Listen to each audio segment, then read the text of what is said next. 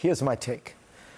For around 15 years, many American leaders, including all three presidents in that period, have believed that the country was too deeply entangled in trying to reorder the societies of the Middle East.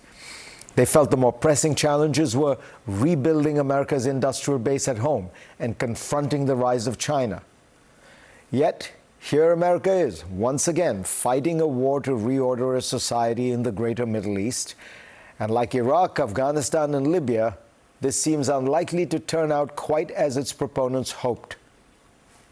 Why does this keep happening? To understand the present, let's look at the past, at the only country in modern history whose global reach matched that of the United States. Britain, at the turn of the 20th century, was the world's sole superpower. The British Empire's share of global GDP reached roughly 25% in the late 19th century, about the same as the US today. And London was the world's financial capital. Britain had thwarted Napoleon's bid to rule the European continent and Russia's effort to expand more into southeastern Europe during the Crimean War. It presided over a vast empire that spanned the globe and set the agenda for international life, much as Washington does today. Over the course of those decades, roughly from the 1880s through the 1920s, Britain found itself responding to instability, nasty regimes, and power vacuums all over Asia and Africa.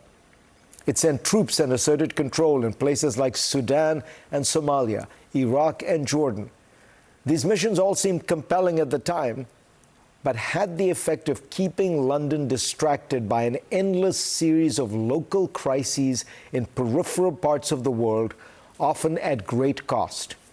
The Iraqi rebellion of 1920 required more than 100,000 British and Indian troops and tens of millions of pounds to put down, at a time when the estimated total budget for education in Britain was roughly the same as the cost of that Iraqi excursion.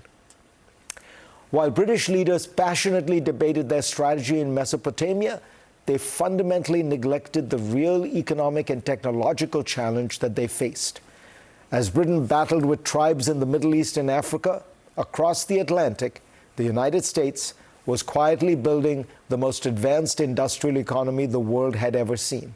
In Europe, after World War I, a defeated Germany steadily rebuilt its industry and a highly mechanized military apparatus. Britain, distracted by the chaotic periphery, was being systematically surpassed at its core. The result over time was that Great Britain collapsed as the world's leading power. America today is at least as powerful as Britain ever was, but it is succumbing to some of the same imperial temptations.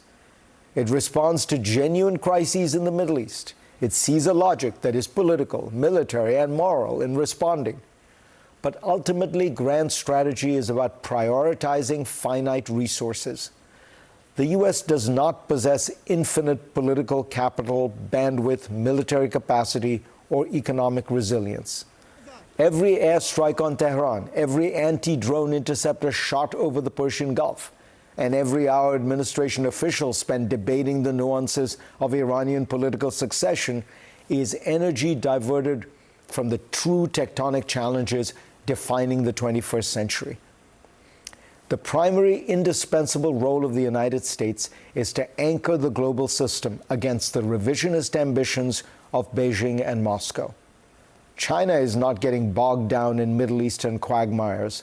It is relentlessly investing in artificial intelligence, quantum computing, solar and wind power, batteries and robots, the technologies that will determine the balance of global power. Russia remains fiercely committed to disrupting the European security architecture and undermining Western democracies through hybrid political military warfare that has proved hard to detect and even harder to defeat. But while Moscow and Beijing challenge the basic architecture of America's world order, Washington is preparing once again to spend blood and treasure policing the Middle East and trying to pick the leaders of one of its countries. History suggests that great powers often succumb to the allure of small wars, precisely because they tempt the strongest nation to use its awesome military might and offer the illusion of quick political and moral victories. Unfortunately, these tactical successes rarely translate into strategic gains and more often serve as the first step toward long-term exhaustion. Even if the intervention in Iran succeeds, it would require that America to get deeply involved in the fate of that country. Is that ultimately where America's time and energy would be best devoted over the next decade? The lesson from Great Britain is clear. Great powers do not usually fall because they are conquered by foreign armies. They fall because they overextend themselves on the periphery while neglecting the core. Joining me now is Karim Sajdapur, a senior fellow at the Carnegie Endowment, focusing on Iran and U.S. foreign policy, and Lisa Anderson, professor of international relations at Columbia and a former president of the American University in Cairo. Karim, explain to us what Iran is thinking right now, as best you can tell, because they seem to have gone for this widen the war strategy, attacking a whole bunch of Arab countries, mostly in the Gulf, even places like Dubai, where a lot of Iranian money is laundered and it runs through. Is this a kind of blow it all up strategy? I think so, Fareed. This is a regime which came to power in 1979 by taking American diplomats hostage, and they've now taken the global economy hostage. And their game is obviously to divide American public opinion, turn American public opinion against this war by spiking the price of oil and asking Americans to ask their members of Congress and President Trump, how on earth have we gotten into another conflict in this region? And destroying things is very easy. You know, these economies in the Gulf, they are spending trillions of dollars on transport and AI and other kinds of technology. And Iran has come by with $20,000 drones and threatened their existence. So when you look at that issue, Lisa, the way in which Iran has been attacking the Gulf states, is it a miscalculation? Because it seems to me that what the Iranian strategy was attack the Gulf states, they will run to Washington and say, stop this war. In fact, what's happened is the Gulf states have become increasingly incensed at Iran and are in some way giving the United States and Israel a kind of legitimacy to wage the war.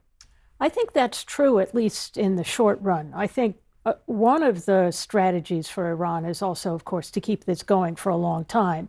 That makes it more expensive for the world, and it makes it more expensive for all of the Gulf states as well. So if it had been, as the Trump administration and the Netanyahu government clearly thought it would be, quick, then it was a miscalculation.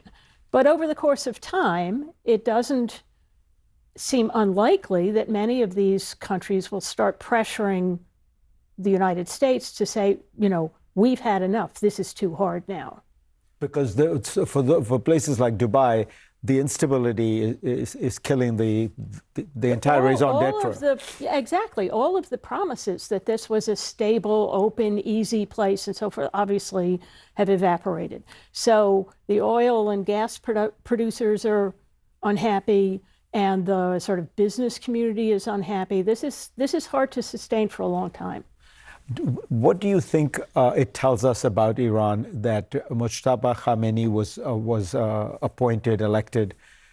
It feels to me like this is almost like a coup by the Revolutionary Guard.